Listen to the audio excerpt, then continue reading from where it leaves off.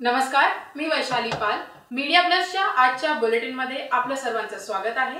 तर चला पाहूया आजच्या ताज्या घडामोडी.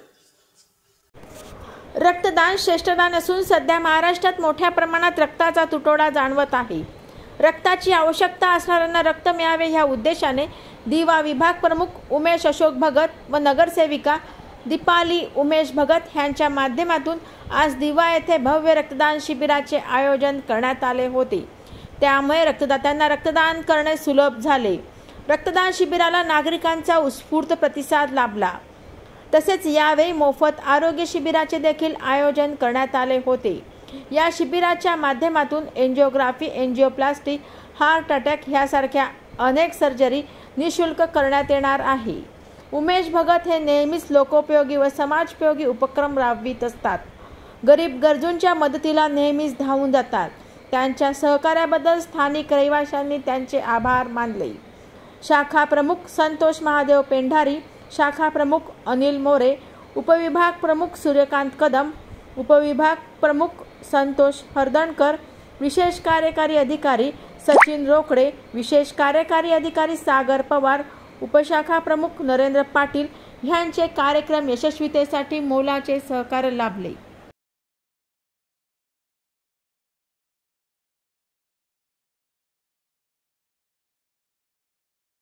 आज शिवसेनेतर्फे येथे भव्य असं रक्तदान शिबिराचं आयोजन केलेलं आहे आणि त्याला एक उत्स्फूर्त असा प्रतिसाद आहे. आपण ह्याचं आयोजन कशा पद्धतीने कोणत्या उद्देशाने केलेलं आहे?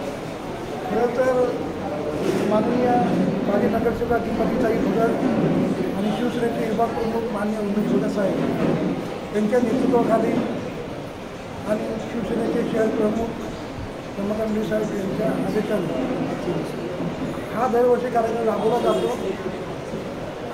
लोकांना रक्तदान करण्याची भावना निर्माण व्हावी आणि पुढे खरं तर काही मिळतं त्यांना डोनेशन कार्ड मिळतो आणि त्यांना पुढे जर रक्ताची गरज लागली तरी जर एक बाकीचं काढलं तर आम्ही देऊन देतो.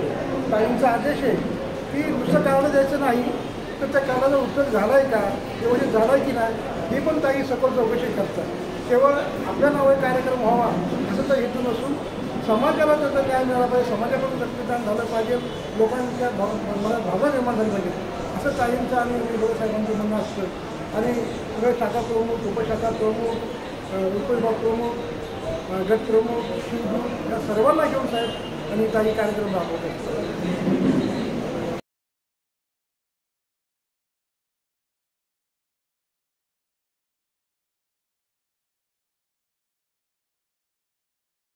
बरं, काय सांगाल? रक्ताचा मोठ्या प्रमाणात तुटवडा आहे तो भरून काढण्यासाठी आज तुम्ही रक्तदान शिबिराचं आयोजन केलेलं आहे. एकूण आपली संकल्पना कशा पद्धतीची आहे?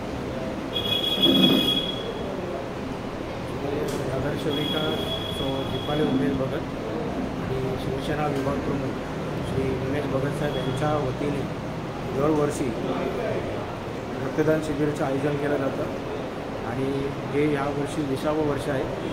दरवर्षी चांगल्या प्रकारे रक्तदात्यांचा रिस्पॉन्स मिळत असतो.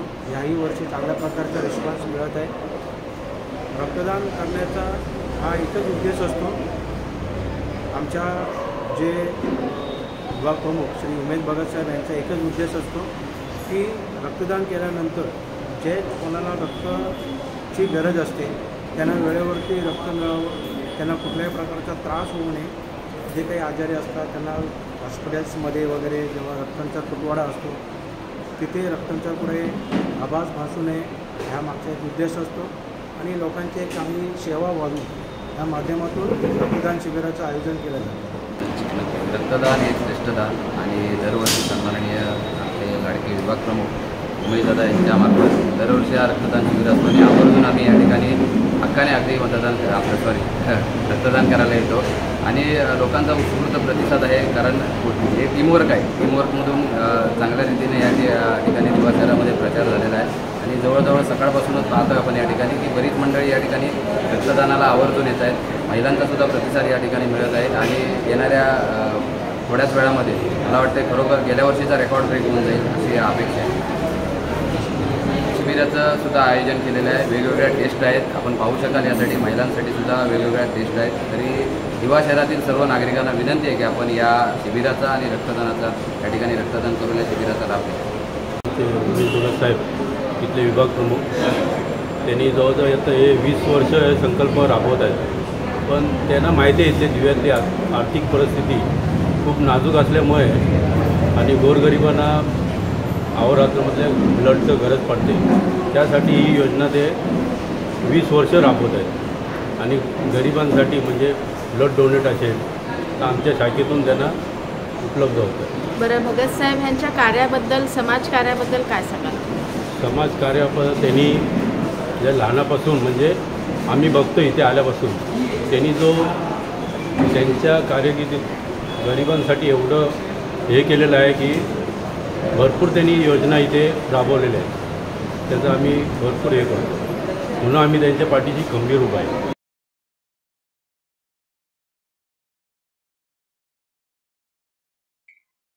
या होत्या आजच्या ताज्या घडामोडी. अशाच ताज्या घडामोडींसाठी परत भेटू. तोपर्यंत जय हिंद, जय महाराष्ट्र.